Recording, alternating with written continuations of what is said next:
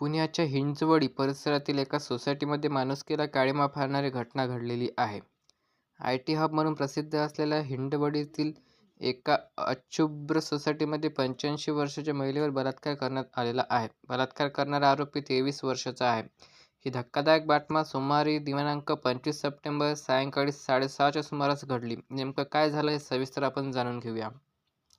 मिळालेल्या माहितीनुसार पीडित 85 वर्षीय महिला 5व्या मजल्यावर राहते. संध्याकाळी 6:30च्या सुमारास ती आपल्या फ्लॅटच्या समोर असलेल्या मजल्यावरून फेरफटका मारत होती. यावेळी एका ठिकाणी इलेक्ट्रिशियनचे काम करण्यासाठी 23 वर्षीय तरुण आला होता.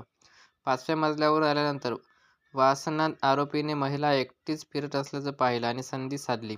महिलेचं तोंड दाबून आरोपीने तिला जिन्यावरून फरकटत नेलं.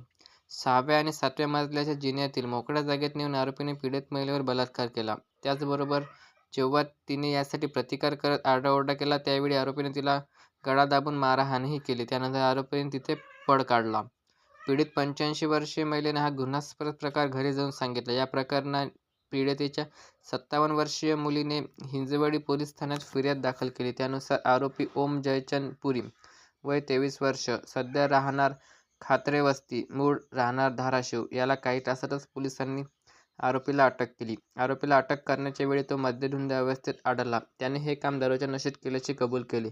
पोलिसांनी त्याला अटक केली असून त्याला शिवाजीनगर न्यायालयात हजर नेले.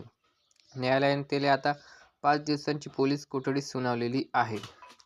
तर मित्रांनो, ही होती आजची एक छोटीशी बातमी. व्हिडिओ कसा वाटला मला कमेंट करून नक्कीच सांगा. चला तर भेटूया पुढच्या व्हिडिओत. धन्यवाद.